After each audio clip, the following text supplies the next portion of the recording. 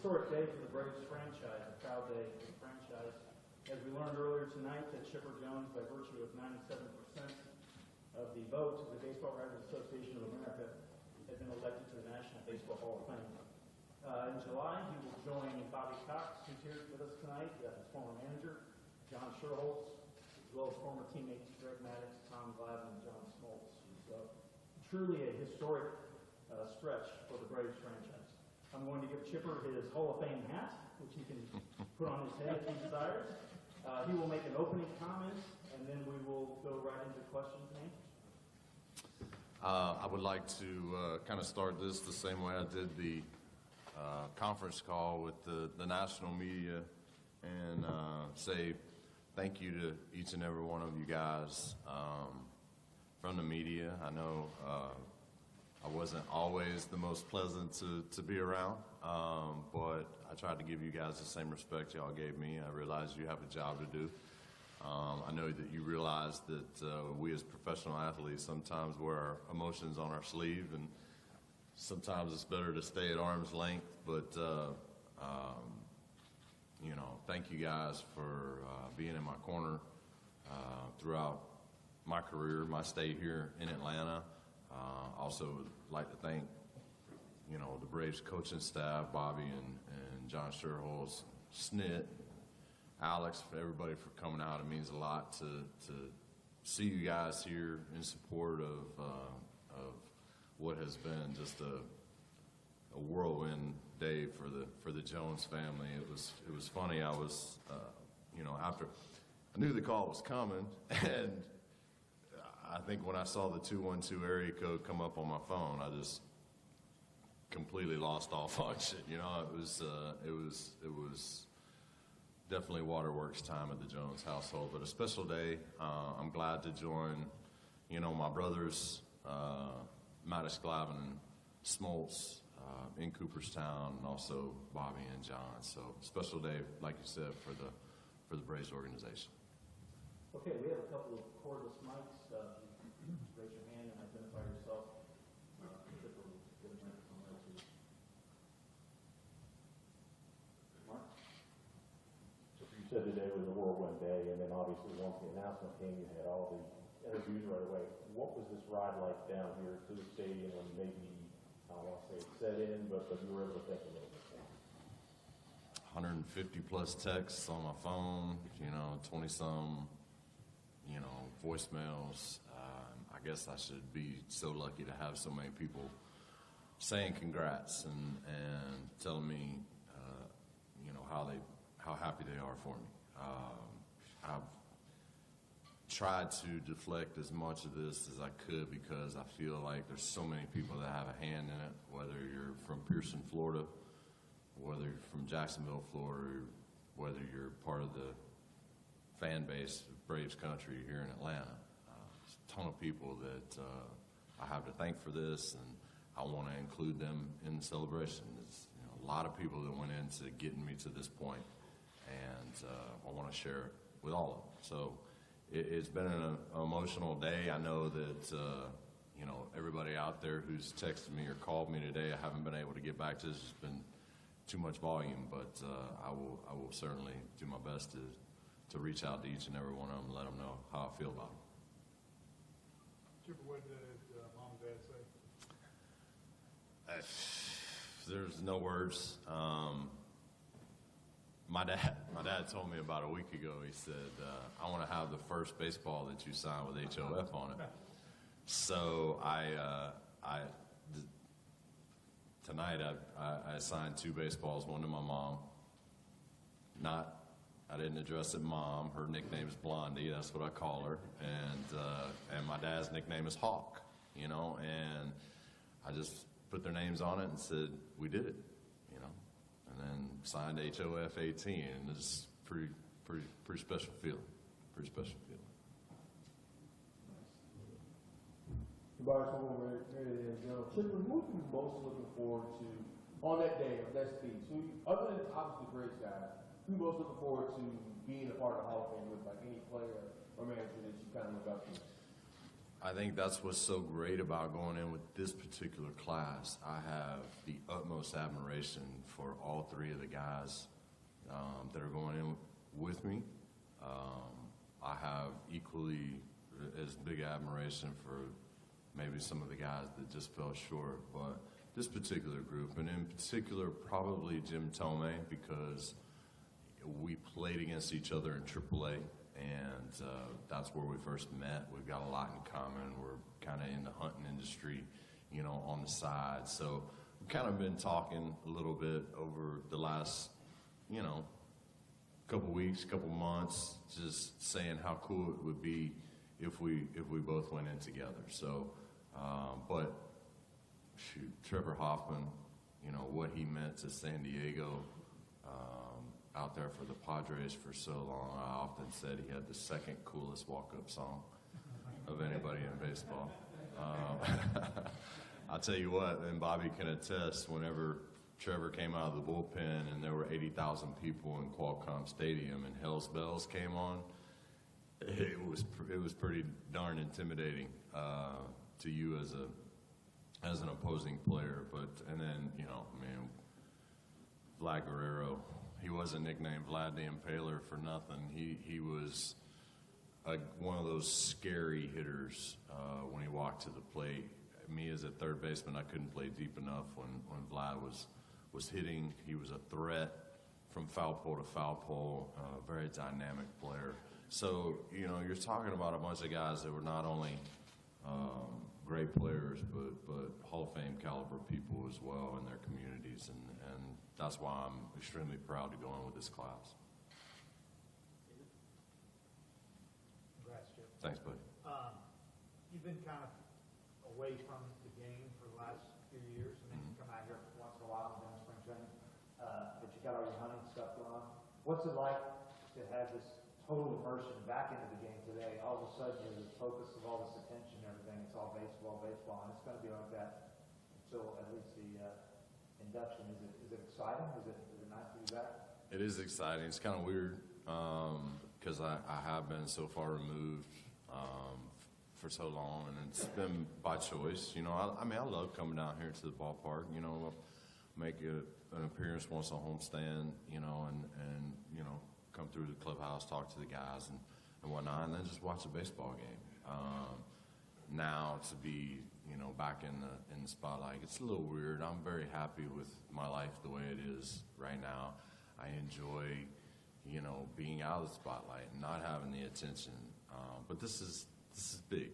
You know, this is huge. You know, I'd be lying if I said that I didn't dream about, you know, walking into Turner Field or here at SunTrust Park and not wanting to see my name up there in the rafters with the rest of the Hall of Famers and the great players that have come through here.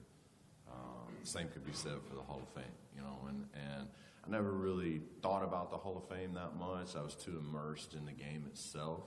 But I think as you come down to the end of your career and you start accumulating some of those big numbers and you start passing people, and then all of a sudden you know, somebody says, dude, you're going to be a Hall of Famer, and you're like, whatever, you know, and then to, you know, finally there at the end start to let some of that stuff seep in and wonder where your place is.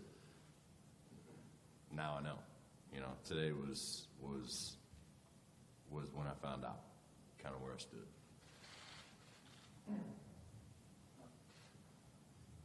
Chipper, growing up in the baseball life, I don't know if you recall a time when you were a young, cocky kid saying, I want to be a Hall of Famer one day, and it's an outlandish idea when you're a child.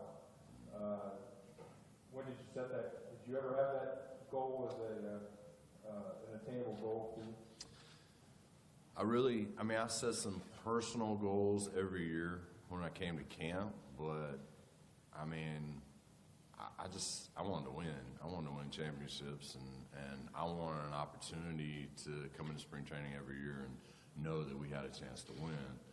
I knew that if I was 1/9 of the equation that helped us win a ball game for 162 games, the numbers would be there, you know, and I could have sat there in 1995 or 96 and said, I'm going to be a Hall of Famer. I didn't really believe it, and Bobby would have killed me if I'd have said that publicly. You know, I mean, Bobby was good at calling me into the principal's office whenever I needed to have a foot shoved up my rear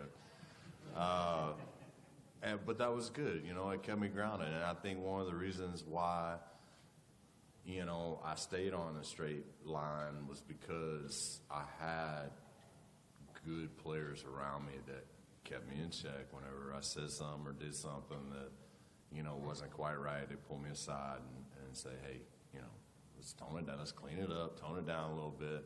And I'm forever grateful for that because, you know, I can sit here, you know, and see, you know, other players, and maybe they don't have the same support system that I did, and maybe they're, you know, will take it to an extreme.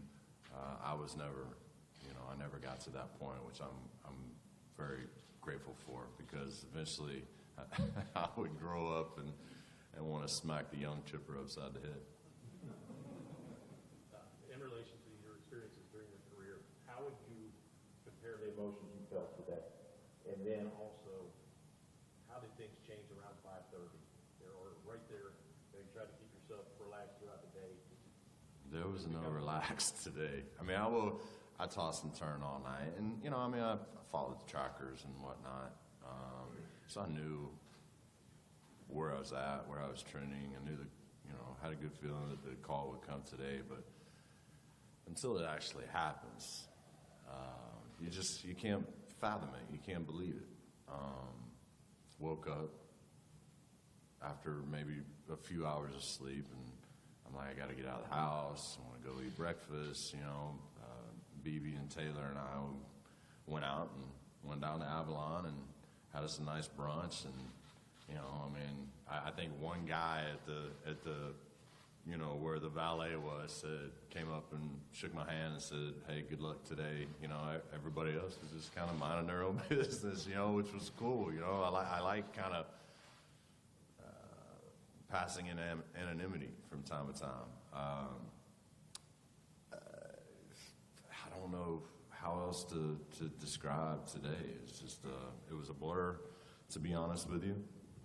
I knew that today was going to be a day that, you know, possibly changed my life forever. You have a handful of instances during the course of your life where, you know, something happens where, you know, it's going to change your life.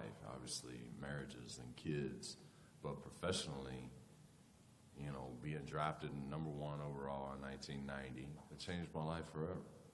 Today was another one of those instances where, you know, my life will never be the same. You know, I'll never be introduced, you know, the way I used to be.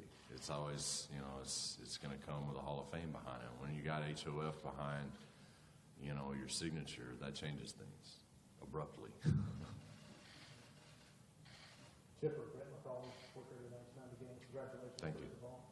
I know you've said in the past that as far as switch hitters are concerned, Mickey Mantle was a pretty important name in your household. 100%. Joining a group of elite switch hitters, yourself included, how special is that? What does that feel like, knowing that you're joining that elite company? Well, I grew up hearing about Mickey, and I got a double dose of it when I got to the big leagues because, you know, Bobby actually saw him play, you know. So I often went to Bobby, and I was like, hey, man, just tell me a Mickey story. You know, I need to know what he was like. I got a chance to meet Mickey in 1992 when I was in AA, and it's one of the only times that I ever found myself, you know, the night before practicing how I was going to meet somebody in the mirror, you know, Mr. Mantle, Mickey Mantle, you know, and I literally threw up on myself when I met him, you know. I mean, I couldn't say a word. That's how high a pedestal this guy was on. Now, Eddie Murray was the guy that I actually had some substance with, you know, grew up watching him. I was a Cal Ripken fan, you know, I was a big shortstop, so I was a huge Cal fan. So, you know, watching the Orioles, getting to see Eddie do it from both sides of the plate for a long time. You know, I think he was 22, 23, 24 years in the league. So, you know, the ultimate compliment for me, you know, and I think ultimately I will be identified as a third baseman who was a switch hitter. That puts you in rarefied company, you know, and anytime you can be lumped in with the third baseman that I'm lumped in with, whether it's Schmidt, Brooks Robinson, Brett, Boggs, you can go right on down the line. The switch hitter fraternity is that much smaller, and to be lumped in, with Mickey and Eddie Murray and Pete Rose and some of the greatest switch hitters of all time, that's pretty special for me. It's big time. Hey, Chipper. Hey. Kevin McAllister, Hey, Kevin. Associated Fan. Congratulations. Thank you. I guess sort of to piggyback on that a little bit, when you look at the percentage total, a higher percentage than Babe Ruth, Ted Williams, I mean, is that sort of, can that even sink into you yet? I mean, can you use that in that? I haven't looked at the names, in and around, 95, 96, 97%. BB told me that I was the 10th highest of all time, which is apropos, seeing as how my whole world is revolved around the number 10. But it's just like, the year I was drafted. I by no means thought I was the best player in that draft. It's just a matter of a certain team needing a certain type player. And I was that player for the Atlanta Braves, them having the number 1 pick. That's the only reason I was the first pick in the draft. Otherwise, if they'd have gone with Todd Van Poppel, I'd have probably been the 5th or 6th player taken in the draft. How much different would my life, would my career have been? It's the same thing today. You still got a bunch of people on the fence trying to figure out whether they vote for PED users or not. That splits a lot of votes. There's guys that, might not necessarily be first ballot Hall of Famers, but might be good candidates for second and third, ballot Hall of Famers. So I think it was kind of similar in that this was just the perfect storm where, myself, Jim Thome, Vlad, being his second year and being so close to getting in last year that I'm honored that I was one of the top 3 guys I would imagine on most people's list. So, again, tremendous honor. I know that I'm not the best player on that ballot by any means. I will, till the day they lay me in the ground, say that Barry Bonds is the best baseball player that I've ever seen don a baseball uniform. It's unfortunate that some of the best players of our era have a cloud over them, follow them, whatever. It doesn't change it any for me, because I know this, and Bobby can attest, because I've seen him tear up a clubhouse in San Francisco after Barry Bonds beat us when, Bobby said, we don't let this guy beat us under any circumstance. So whenever you have that kind of moniker, whenever you have that respect from other teams, you're a pretty damn good player. Chipper, you mentioned Eddie Murray being somebody you follow now. You joined him on a baseball team finally. Have you talked to him? If not, what are you looking forward to? Who is this? Eddie Murray. Yes, okay. What are you kind of looking forward to maybe saying to Eddie? I don't know. I mean, I played against Eddie in the 95 World Series when he was with the Indians. I think basically all I'm going to say to any of those guys is thank you. Thank you for being that good role model. Thank you for giving me something to shoot for. I think it's widely known that Mickey Mantle and Eddie Murray are the 2 best switch hitters of all time. You're talking about 500 home runs. Eddie had both 500 home runs and 3,000 hits. The longevity is off the charts. They did it really well for a really long time. I think just thank you. Thank you for giving me the inspiration to become the best possible switch hitter that I could. Trying to live up to what they accomplished in the big leagues. Chipper Corey McCartney, Fox Sports South. Congratulations. Thank you. What does this day mean to you when you think about having done it all and breaking it from someone that never speak for themselves, but having done everything in that really good life day? It's extremely gratifying to have the rapport with your boss, a good one, a good rapport for so long. I can honestly say it never got close to free agency. I don't think I ever went into the spring training of a free agent year that I wasn't re-upped, extended, if you will. And not many people can say that. I think that, and it was because I had that relationship with the city, the organization, the general manager, the players on the club. I'm extremely thankful that they wanted me this long. I never wanted to play anywhere else. I'm a Southern kid.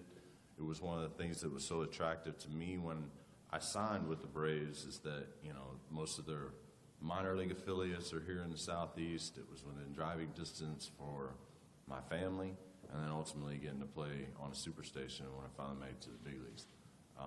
But you still have to have that relationship, that give and take. Now, the Braves gave an awful lot more than I gave, but, there comes a time in every person's career where you say, how much is enough, and I, above everything else, wanted to stay competitive.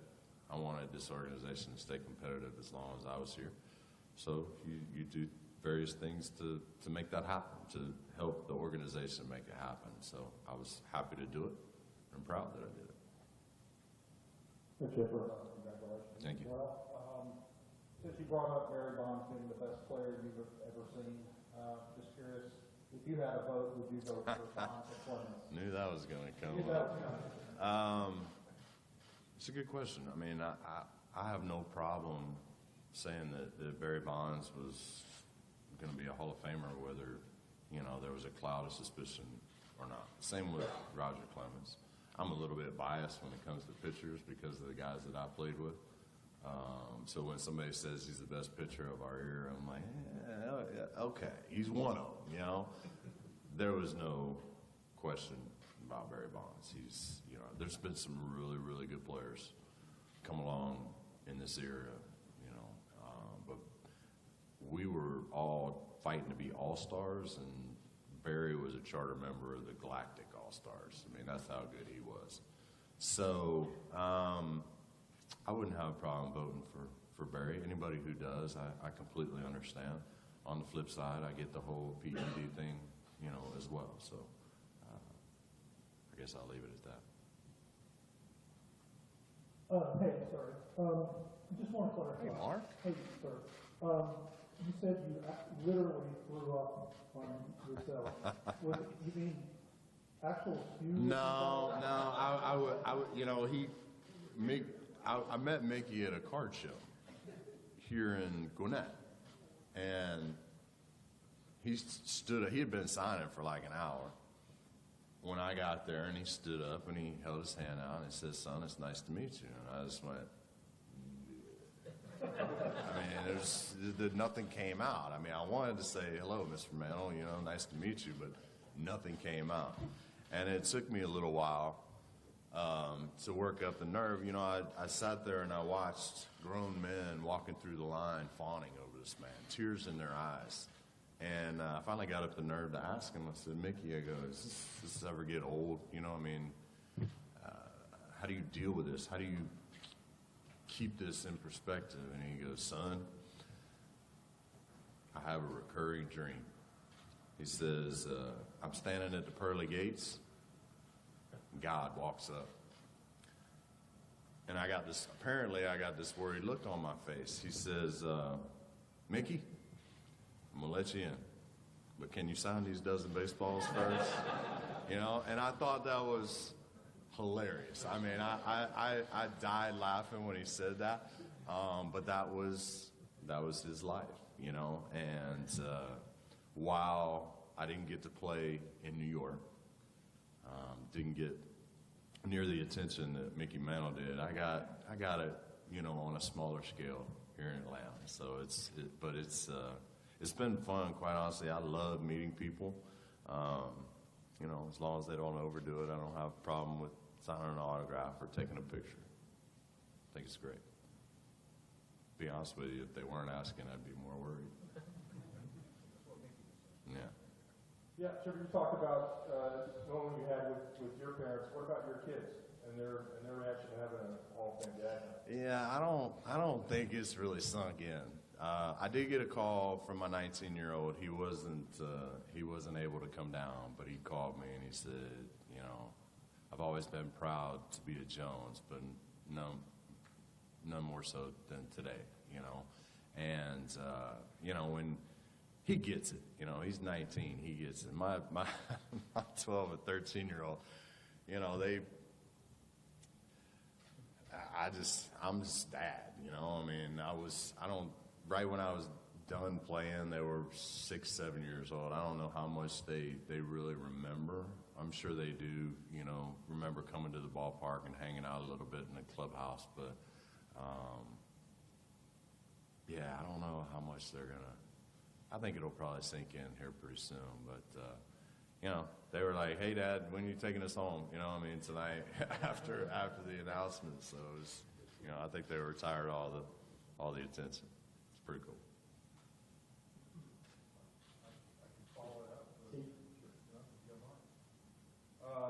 You got any message for the 12 who didn't vote for you? Well, you're never going to please everybody, so don't try. I realize that, you know, trying to please all 430-some voters is near impossible. You know, to each his own. I'm sure they each have their reasons, and, you know, you run up against the small hall voters, you know, that might only vote for 2 or 3 guys. That shrinks the field, you know, quite a bit. I hold no ill will. I'm sure just like some fan, you know, along the way maybe caught me on the wrong day at the wrong time, you know, and probably came away from an encounter with me, you know, disappointed. I'm sure, you know, I pissed off Dave O'Brien quite a few times. He's pissed me off quite a few times. You know, but we're cool. You know, I mean, as long as you don't make any preconceived judgments without getting to know me and you know what I'm all about, we'll be fine. Isn't that right, Dave? Hey, Jimmer. Hey, Hey, Fred. can you talk about overcoming? I heard Smoltz ask you this earlier tonight too about overcoming that injury that you suffered early in your career. I remember the night down in spring training when you blew your knee up, the way you were able to come back from that and the longevity that you had after that, because that happened so early on. Worst, How hard you had to yeah, work to do that. worst night of my life. I mean, it was awful.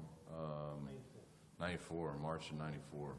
You know, I was having a great spring. I worked my whole life to get to the big leagues, and I'm having a monster spring. Bobby can probably speak to this. I felt like I had the team made. You know, it was March 18th. I'm still hitting third and playing third, you know, for the Braves. Hadn't been sent down yet anyway, but yeah, when it blew, it was weird because, you know, and I don't know how many people in here have blown an ACL, but when you blow it, it feels like the bottom half of your leg is pointed this way. And I can just remember when it popped, it sounded like the whole stadium could hear it, you know? And I was just relieved that both feet hit the ground. You know, after I hopped up, I was just relieved that both feet hit the ground at the same time. I figured maybe I sprained my knee and be out a couple weeks, just like spraining your ankle, whatnot. But when Bubba came out and he basically lapped the bottom half of my leg over the top half, you know, I knew. I was like, wow, that's not supposed to do that. But when the doctor came in and said, you'll be out the entire year, I was devastated. Devastated. I mean, I was sobbing uncontrollably because I didn't know if I was going to be the same player that I was before, you know, before the injury. They assured me that I would if I stayed diligent with my workouts. I think the strike of 94 and 95 probably benefited me more than about anybody else in the game because I can honestly say that I was doing baseball activities before the end of the year in 1994. Back on the field doing baseball activities. I would have been tempted. They wouldn't have let me come back, but I would have been tempted to try to. And the strike allowed me to have 11, 12 months of necessary rehabilitation to make sure it was right, you know, before we started back up in 95. And, you know, who here in Atlanta can argue with what happened in 1995? So. I don't know how much contact you've had with guys who played in the 50s, 60s, Are you looking forward to maybe those guys telling you, and maybe the number that percentage pointed out, you could have played in any era? I think that's really important for guys to sort of know and believe, and probably hear it as well. I think that would be the ultimate compliment for players of that era to look at me and say, "Hey, you would have fit right in."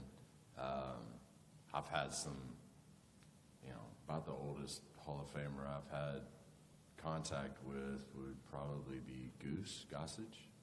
Talked to him a little bit, and he was great. I mean, he's a hoot to talk to. Can't wait to see him. I think more or less,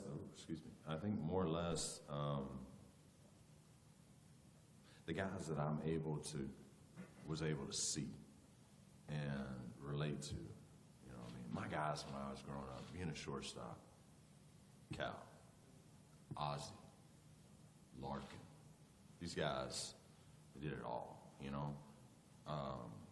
they were transcendent. They transcended the game in their respective cities. Cal, we all know what a face of baseball should be like with Cal in Baltimore. Ozzie played on a couple of teams, same charismatic, just transcendent way of playing shortstop in San Diego at first, and ultimately St. Louis. And then Larkin, his whole career in Cincinnati. He was what Ozzie in St. Louis, Cal in Baltimore. That was Barry Larkin in Cincinnati. So you're talking about, and I was fans of these guys when I was 10, 15, 18 years old, before I ever got to the big leagues. So I had no way of knowing that I was going to follow in their footsteps. But again, they set the example, they set the bar, and I followed. Chipper, we know you have to get to New York tonight. We greatly appreciate your time, and again, congratulations. Thank you very much. Appreciate it.